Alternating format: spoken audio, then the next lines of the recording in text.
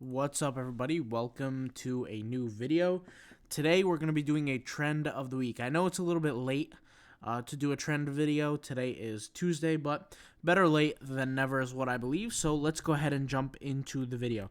As you guys know, with the trend videos that I do, I only share one trend, but that trend will be low competition, copyright free. Everybody can go ahead and attack the trend and see if they could create some sales out of it. I know the last trend that I shared, I actually got 3 sales from it, and I wasn't even the best seller in the ranking. So I figured I just shared this one. So trend of the week, let's get into it. The trend of the week is fueled by coffee and country music. Guys, when I say niche or specific trend, we're actually referring to the keyword, the main focus keyword that you're going to place in your tags and you're going to place in your titling.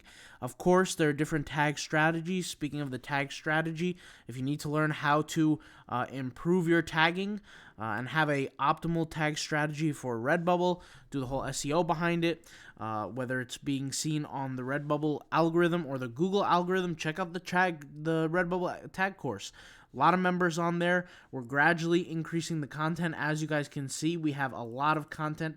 It's full of action-packed content, and we're constantly adding the content. And as we add more content, the price of the course will increase.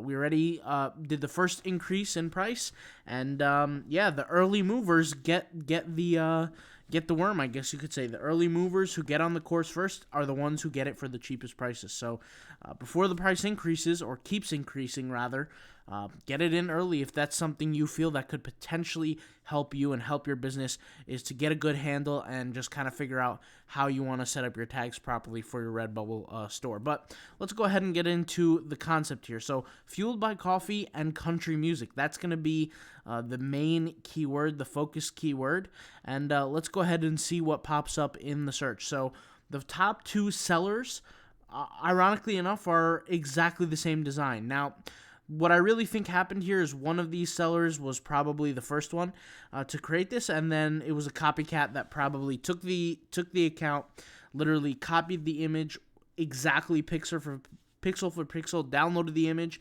pasted it on their own thing, and hoped that they would make sales. My guess is it's this individual who did do the copy. I think the first one is the original, but you never know. It could be this one that is the original. Either way, don't do this, guys. If this is you, don't do this. Do not copy other people's work. Don't download other people's work and post it on your own. You're going to do more harm than good. You're going to get your account removed off the Redbubble platform, and potentially you can be banned and suspended indefinitely, like forever, off the platform. And Redbubble does do that. Especially if it's something serious like this. So definitely don't do this. But it's just ironic to me that the top 2 sellers happen to be selling the exact same design, and they're actually creating the most income from it. With that being said, let's go ahead and take a look at the top 5 bestsellers. So obviously the 2 top are the same. Then we have another design here that is ironically extremely similar to these, or the top seller rather. We have another design here, another design. All of these top 5 are completed by different people. So different people, different stores have created these designs.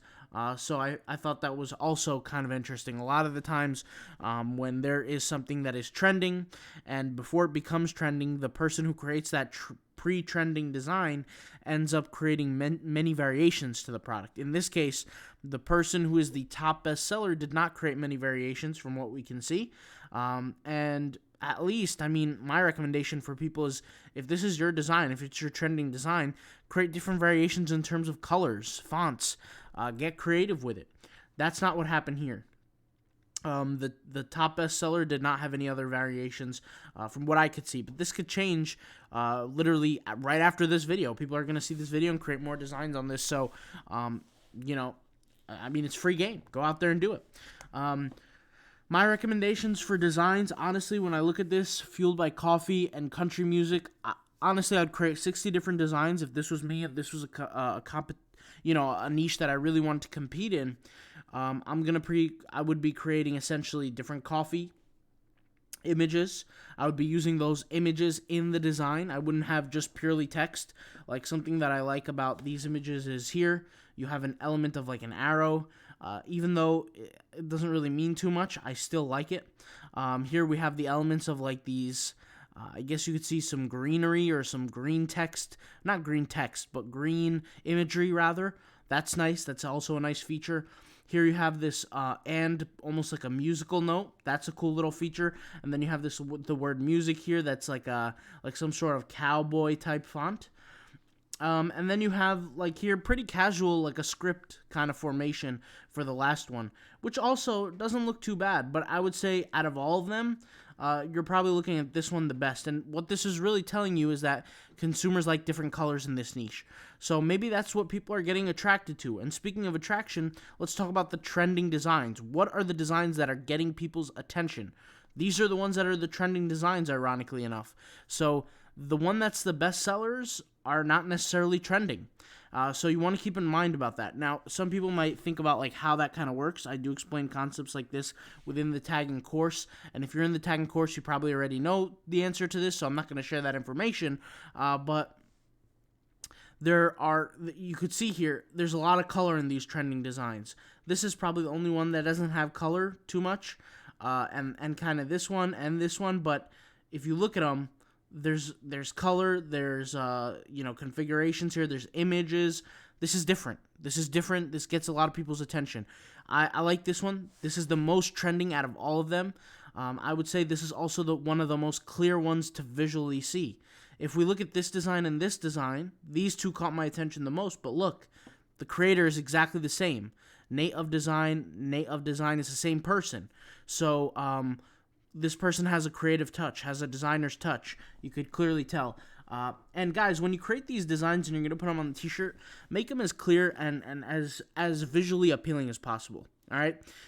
Especially when you're going after a trending. If you're going after a trending design early, and make no mistake, if a design has 1,300 results, it's not many results, okay?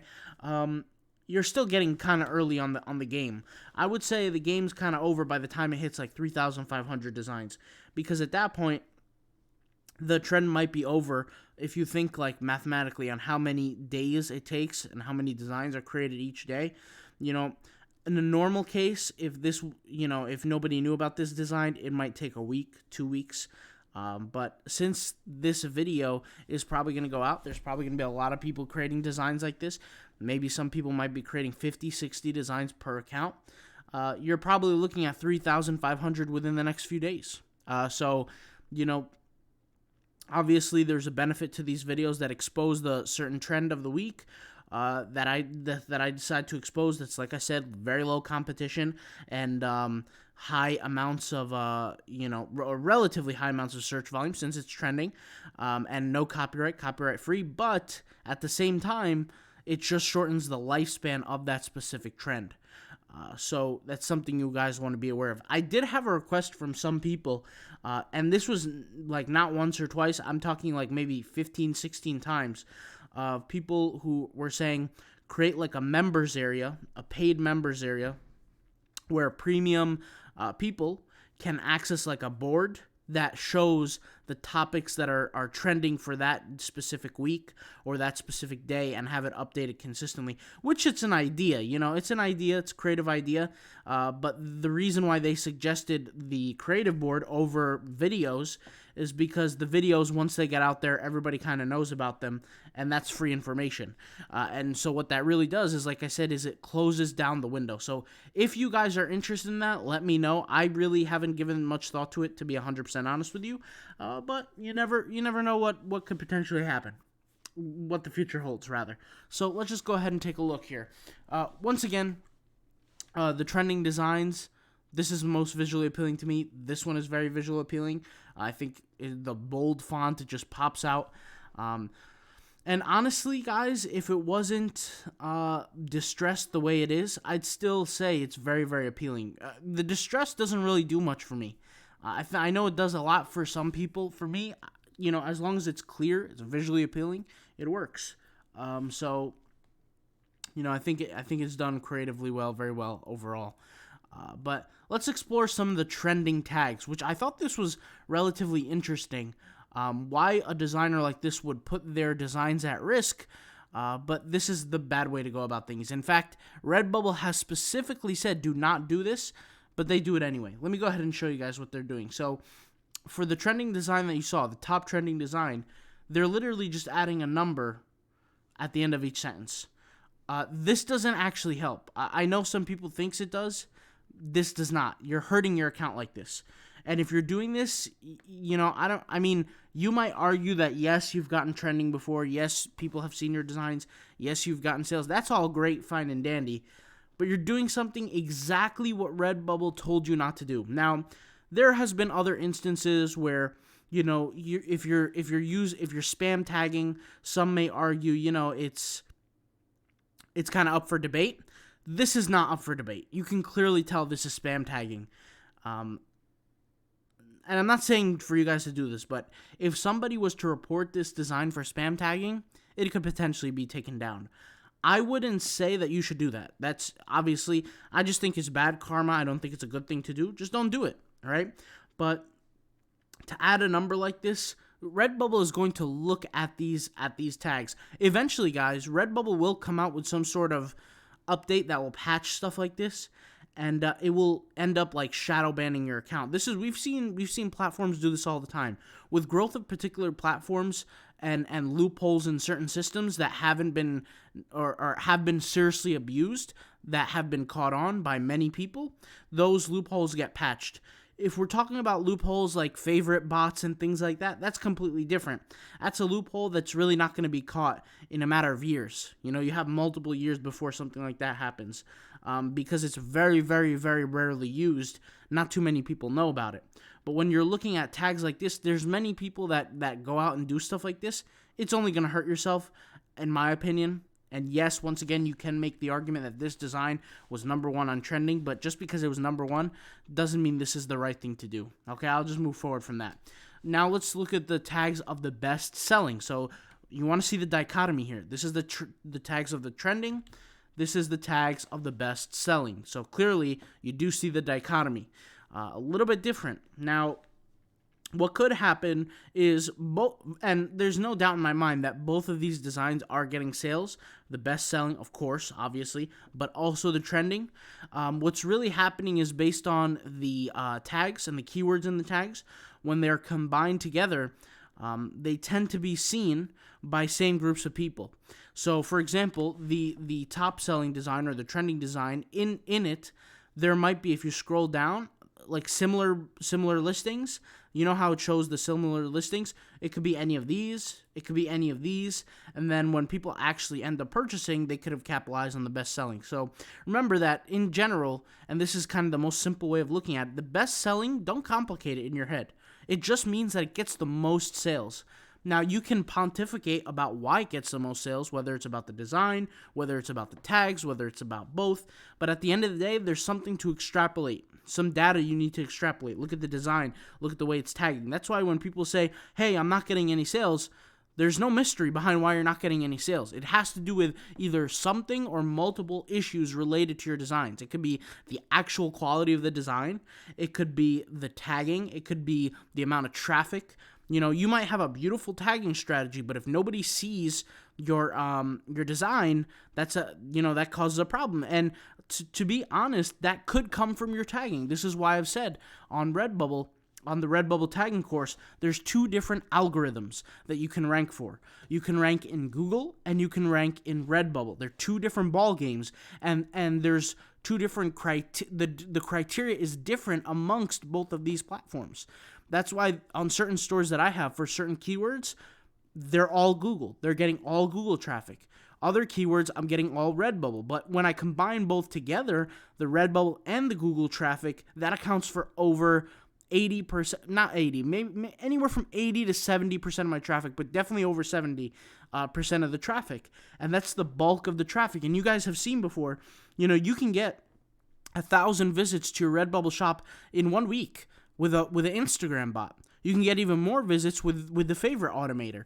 But like I said, over 80% of my traffic Well, not over. It really just depends on the store. I have like 2 stores that 82% of it, 84, 82, 86, depending on the month, comes from Google, and the rest is like from Redbubble and things like that. But on other stores, it's about 70 something. So either way, the number is extremely high that comes from the search, whether it be from Redbubble search or Google search.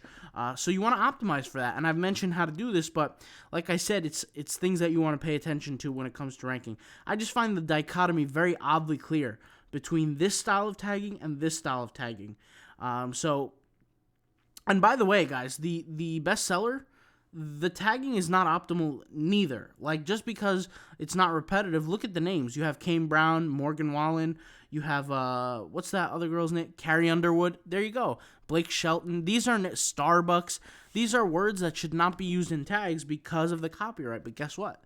People use the system and abuse the system.